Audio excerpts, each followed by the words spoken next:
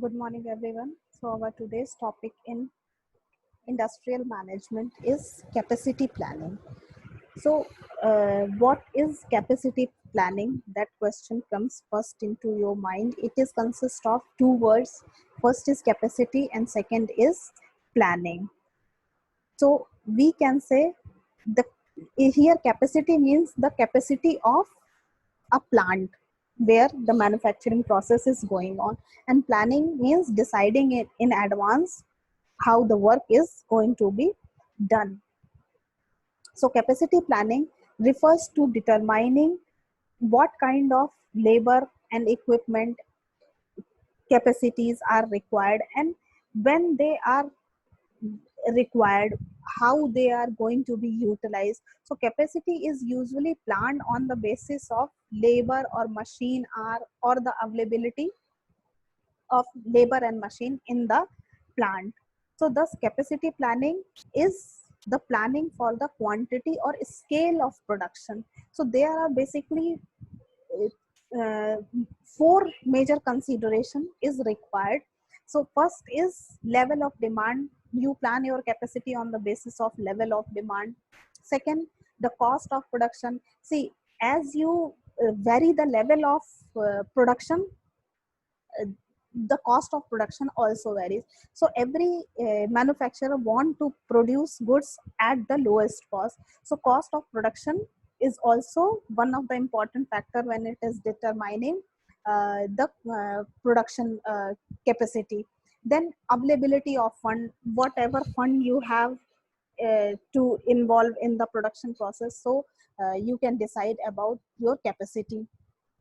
Then the management policy. So management policy also plays very important role when it comes to capacity planning of the organization.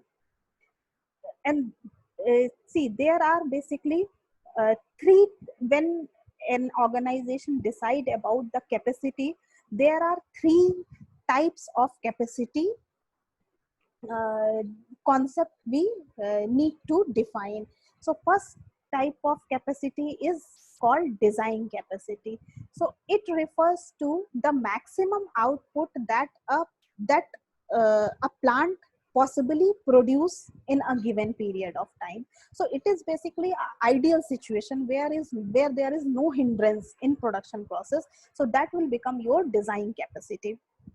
Then second kind of capacity we need to consider is called effective capacity. So what is effective capacity? Effective capacity refers to maximum possible output given the chance of product mix, machine maintenance schedule, and operating problems uh, will occur, and then how we can produce. So it is usually less than the design capacity. So design capacity is the ideal capacity. Effective capacity is basically when you allow certain allowances to the design capacity. So these allowances may slow down your capacity, these allowances may reduce your capacity. Third kind of capacity consideration is actual output. So it is basically the rate of output actually achieved. So it cannot exceed the effective capacity due to machine breakdowns or labor absenteeism or the strike or irregular supply of power or raw material. So uh, these are the three kind of capacity.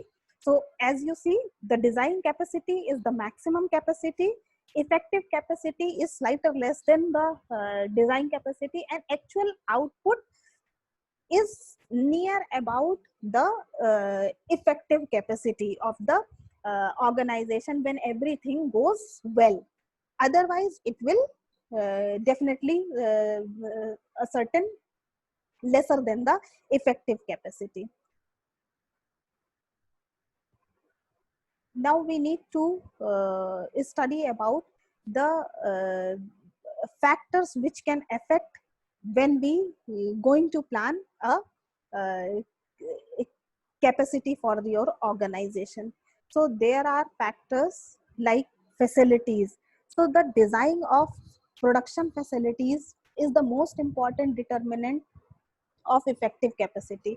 So facilities like infrastructure, if you have infrastructure, you can increase your plant capacity, but if you don't have such kind of facilities, you cannot increase your plant capacity. Like for example, if the labor market or availability of labor is ample in amount around your location, so you can definitely increase the capacity of plant.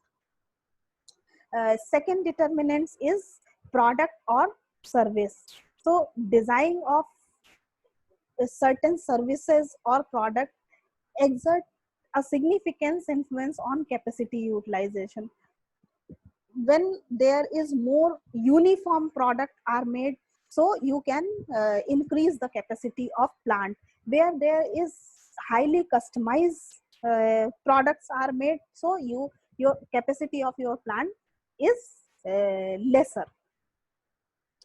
Third determinant is the process. So quantity capacity of a process is a obvious determinant when it comes to effective capacity.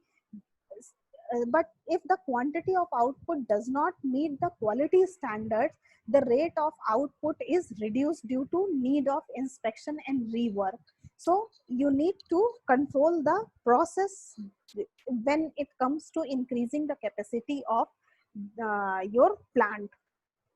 Next factor is related to human being. It is the factor related to uh, employees in your organization. So job design, nature of job, training and experience is also required to perform employees, as well as motivation and leadership is also required. So if you want to increase the capacity of your plant, you need to consider these factors equally. Then operational factors. So operational factor may include material management, scheduling, quality assurance, maintenance policy of the machineries, breakdowns. So these comes under operational factor. Then there are certain external factors as well. So external factor may include the condition of trade union, the rules and regulation and controlling authority, the pollution control regulation. So these are the regulations which can affect the capacity of plant in your organization. Now we move on to the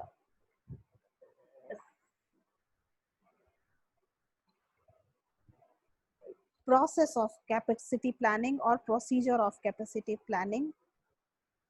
So if we talk about procedure of capacity planning, there are certain steps involved. So at the first step, you need to first assess the existing capacity. So you need to assess three kind of capacity in your organization: your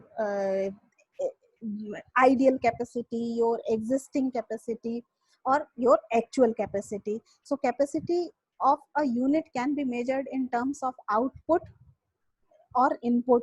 So output measures the appropriate in case of manufacturing concern, just like automobile plants or the iron and steel company. So first you need to assess about your three kind of capacities which we have studied earlier. Then we need to move on to second step, which is forecasting the future capacity need. So uh, then we need to decide it, about the future, that we need to increase our capacity on the basis of demand forecasting. We need to increase our production, so that we need to increase our capacity. If the demand is going downwards, so we need to decrease our production capacity. So second stage comes with the forecasting of future capacity need. Third step, identify alternative way or modifying capacity. So then if there is a gap in existing capacity and your future requirement of capacity, you need to identify the alternative ways so that you can modify your capacity. Then when you get all the alternatives. Say for example, if you get 3 or 4 alternative ways to modify your capacity, you need to now evaluate all the alternatives. So on every alternative has certain cost involved in it and certain benefits out of it. So you need to does analysis of cost benefit analysis. Then when you evaluate all the alternatives, you will definitely find out the best suitable plan of action. So at the last step, you need to choose the suitable course of action on the basis of which you need to implement how you can increase your capacity. So these are the steps involved in capacity planning. So this is it for the day. In this lecture, we have studied about the types and consideration of capacity planning, factors affecting capacity planning, and procedure of capacity planning. So that is it for the day. Thank you so much.